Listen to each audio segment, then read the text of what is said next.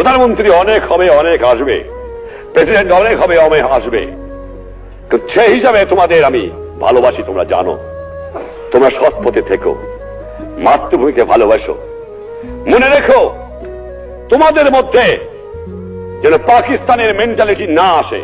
তোমরা পাকিস্তানের সৈনিক নও, তোমরা বাংলাদেশের সৈনিক।